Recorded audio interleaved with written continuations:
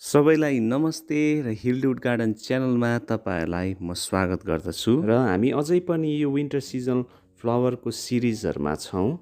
अनि आज चाहिँ 23 फेब्रुअरी 2024। यो भिडियो चाहिँ पार्ट 6 हो। अनि यो विन्टरमा चाहिँ कुन कुन सिजन फ्लावरको बिरुवाहरू चाहिँ लगाएको छु र आज चाहिँ म तपाईँहरूलाई देखाउने छु। जुन बिरुवा तपाईँले देख्दै हुनुहुन्छ यसको नाम चाहिँ हो हेलिक्रिजम।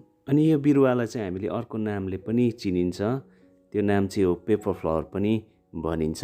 हेलिक्रिजमलाई चाहिँ किन पेपर फ्लावर पनि भनिएको भन्दाखेरि चाहिँ जब यसको फुल फुल्छ त्यति बेला चाहिँ म तपाईँहरूलाई भिडियो मार्फत म देखाउने छु। अनि यो बिरुवालाई चाहिँ मैले कस्तो ठाउँमा राखेको छु भन्दाखेरि चाहिँ यो बिरुवालाई चाहिँ मैले बिहानदेखिको लिएर बेलुकैसम्म घाम पर्ने ठाउँमा चाहिँ मैले राखेको छु। यदि तपाईँहरूले यो आउँदो विन्टरमा चाहिँ विन्टर सिजनको फुलको बिरुवाहरू चाहिँ तपाईँले लगाउन चाहनुहुन्छ भने चाहिँ मेरो यो हिलडुड गार्डन च्यानलमा चाहिँ पार्ट 1 देखि नै भिडियोजहरू रहेको छ।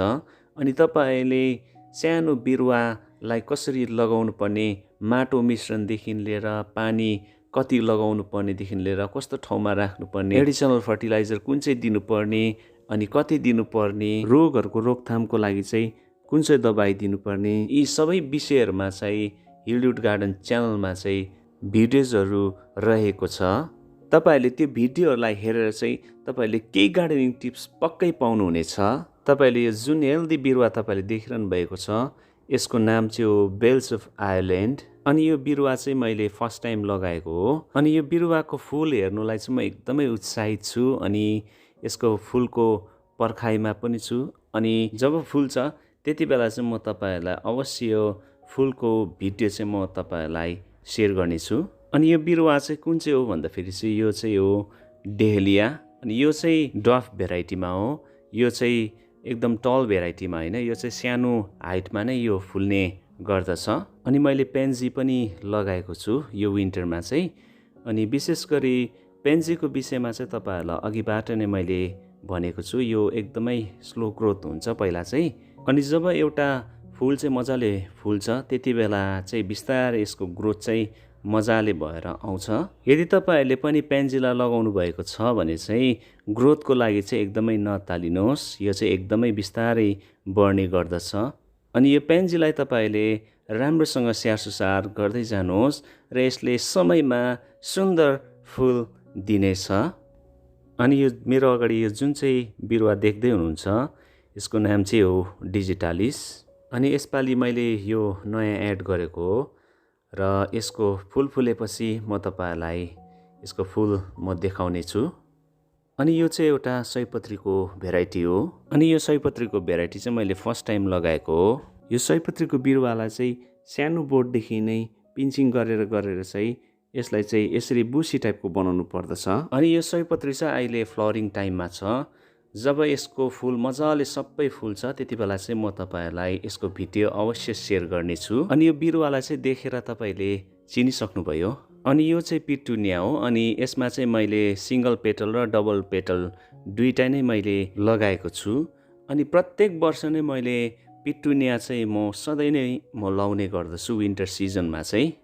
तपाईँले देखिरहनु भएको छ कि यो पिटुनिया चाहिँ एकदमै हेल्दी छ। यो पिटुनियालाई चाहिँ स्याहारसुसार गर्नु चाहिँ एकदमै गाह्रो छैन तर सजिलै छ। पिटुनियाको विषयमा अझै जान्न चाहनुहुन्छ भने चाहिँ मेरो यो च्यानलभित्र चाहिँ पिटुनियाको भिडियो रहेको छ, त्यसलाई तपाईँले हेर्न सक्नुहुनेछ। अनि यो अर्को बिरुवाको नाम चाहिँ हो अस्टियोस्पर्मम। अनि यसलाई अफ्रिकन डेजी पनि भनिन्छ। अनि अफ्रिकन डेजीको चाहिँ मेरोमा फुलको कलर चाहिँ दुईटा मात्र छ, एउटा चाहिँ लाइट पिङ्कमा अनि अर्को चाहिँ यो वाइटमा छ। अनि यो वाइट चाहिँ फुल्न अझै बाँकी नै छ। अनि यो अर्को बिरुवाको नाम चाहिँ हो मेजेम्ब्री एम्थिमम। अनि यो बिरुवालाई चाहिँ हामीले अर्को नामले पनि चिनिन्छ, आइस प्लान्ट पनि भन्दछ।